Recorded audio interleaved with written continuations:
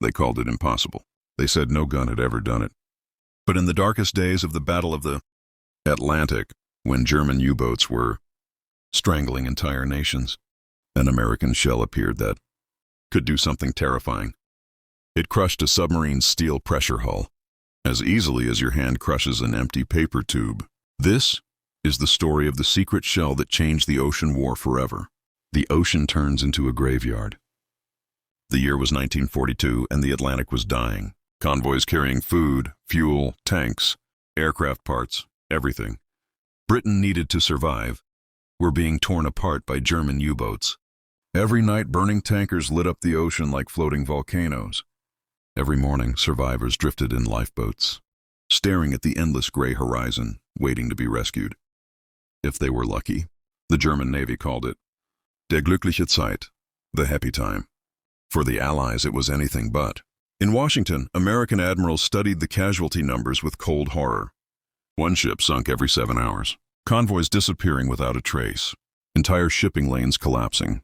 And there was one brutal truth. Destroyers could find U-boats, but they could not reliably kill them.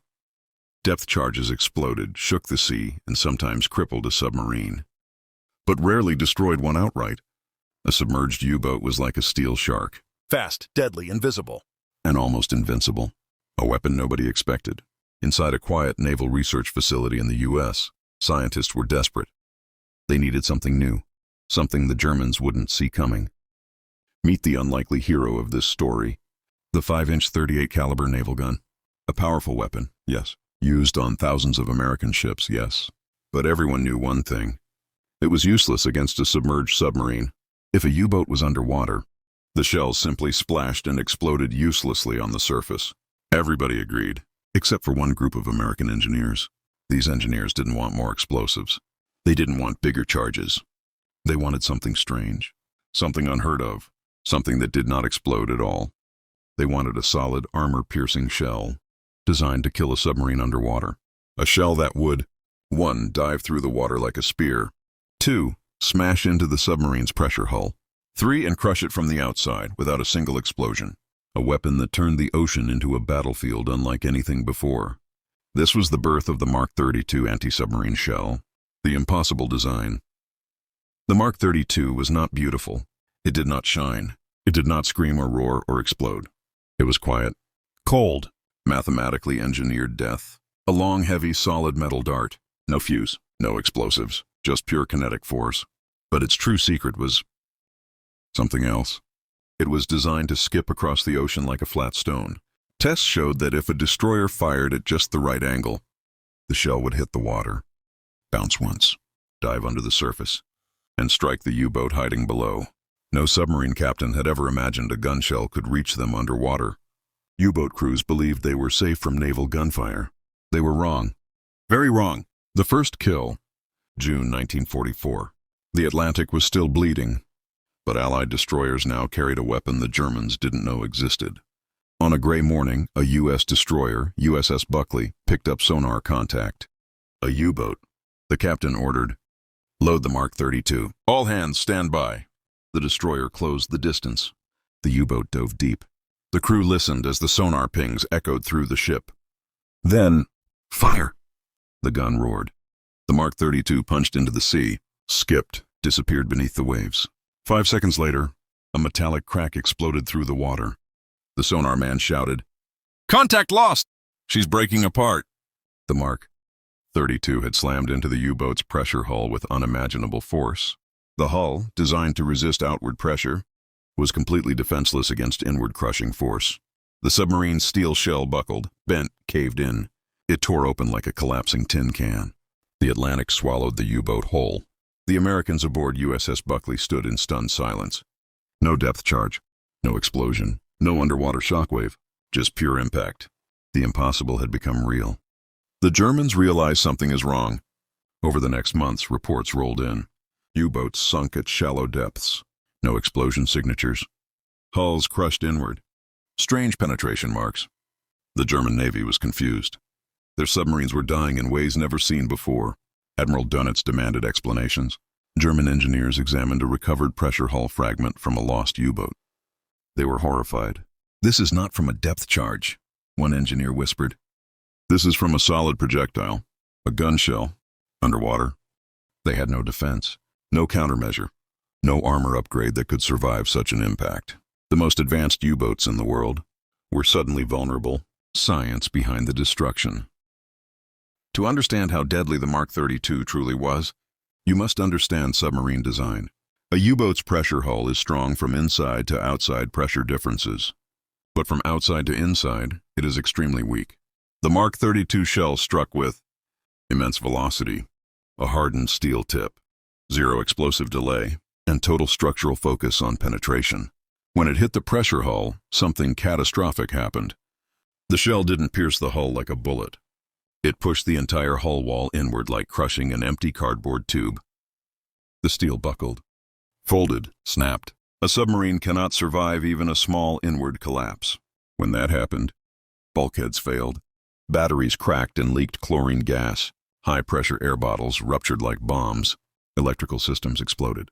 Within seconds, the sub was dead. Most of the time, the crew never even knew what hit them. A weapon that changed naval tactics. Destroyers now had something new. A weapon for shallow-depth U-boats. Before the Mark 32, a U-boat at 40-80 feet was almost impossible to hit.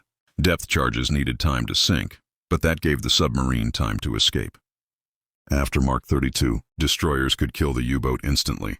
No time to run, no time to reload torpedoes, no time to surface and fight back. The Atlantic War changed overnight. Convoys survived. Shipping losses plummeted. U-boat crews became terrified of surface ships. One German captain wrote in his diary, "We are hunted by guns that shoot beneath the sea. No place is safe anymore." The final victories. By 1944-45, the Mark 32 was a standard anti-submarine weapon. American destroyer escorts used it again and again with brutal efficiency. Dozens of submarines met the same fate. Crushed hulls, instant flooding, silent deaths on the ocean floor. While depth charges still played a major role, the Mark 32 filled a deadly gap. It was the perfect shallow water U-boat killer, especially when hunting submarines damaged or forced to operate near the surface. The ocean battlefield had evolved, and Germany had no answer. Why this shell was forgotten. After the war, new technology replaced the Mark 32, Hedgehog mortars, Squid anti-submarine launchers, homing torpedoes, helicopter-deployed weapons. The Mark 32 became a forgotten secret of naval warfare. But historians remember one truth. This simple steel shell may have saved more ships than any other naval gun, projectile ever created. It didn't explode. It didn't burn. It didn't leave dramatic footage. But it worked. And it crushed U-boats like paper tubes. The U-boat crew's final minutes. Deep below the Atlantic, inside a Type 7C U-boat, the crew lived inside a coffin made of steel, cramped, sweating, breathing recycled air, listening to sonar pings that sounded like ticking clocks of death. On the night the Mark 32 was used again, a young radio operator whispered to his captain, "Sir, the destroyer is closing." The captain replied quietly, "It can't hit us underwater." Stay calm. But they didn't know that the Americans now carried something new. Inside the destroyer, the order came. "Load Mark 32, guns ready." The destroyer swung sharply to starboard. The gun crew aligned the barrels at the calculated bouncing angle. The firing officer watched the U-boat's depth change on sonar. 37 meters. Too shallow for depth charges. Perfect. He exhaled. Fire. The shell slammed the sea, skipped once, disappeared into the deep.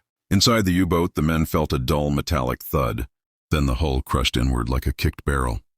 Pipes burst. Lights shattered. Battery acid sprayed like poison rain. Air bottles exploded like bombs. The sea rushed in. The last thing the radio operator heard was the steel walls screaming. And then, silence. The Atlantic swallowed another U-boat. The American Navy's new confidence. By 1944, destroyers had evolved from frightened escorts into confident hunters. Before Mark 32, a destroyer could chase a submarine for hours. After Mark 32, kills happened in seconds.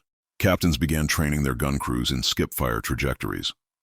Teams practiced firing patterns of 3 shells, one at low skip angle, one mid-range, one deep bounce. This created a deadly underwater shotgun effect that no submarine could escape. Records from USS O'Bannon show that once the Mark 32 entered service, engagement times dropped by 70%. Fuel used in hunts dropped drastically. Convoy survivability skyrocketed. In war rooms across the Atlantic, Admiralty officers marked U-boat kills with red pins.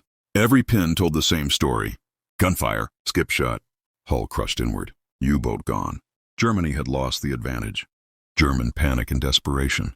In late 1944, German intelligence finally intercepted American documents describing the strange new anti-submarine shell. Dönitz was furious. How long have they had this weapon? Why did no one tell me? Naval engineers tried to calm him. No submarine hull can survive an external crushing impact of this type. The energy force is too concentrated. They tried emergency countermeasures. Extra external plating failed. Rubber sound-absorbing coatings failed. Decoy buoy launchers failed. Rapid crash dives failed. One U-boat engineer wrote in his diary, "We are being struck by a weapon the sea itself carries to us. There is nowhere left to hide." Morale collapsed. Some U-boats surrendered without firing a torpedo. Others refused to leave port. The ocean, once Germany's hunting ground, had turned against them. The hidden psychological war. The Mark 32 did more than destroy submarines. It destroyed confidence. U-boat captains used to believe the surface was death, but underwater they were kings. Not anymore. Now gunfire could follow them below. Crews became paranoid. Every sonar ping felt like a countdown. Every shell splash meant possible doom. Every shallow depth felt like a trap. Every night meant fear of invisible guns. Some captains dove too deep too fast, crushing their own hulls. Others surfaced too early, exposing themselves to gunfire and aircraft. The Mark 32 had created a mental battlefield inside every submarine. A weapon doesn't always need explosives to kill. Sometimes fear is deadlier. The last stand of the U-boats. April 1945. Germany was collapsing. The oceans belonged to the Allies. Convoys sailed with confidence unknown since 1939, but a handful of U-boats made one final desperate attempt to break through. Allied lines. U-boat U-546 charged at a convoy under cover of darkness. Torpedoes launched. An American destroyer escort was ripped apart.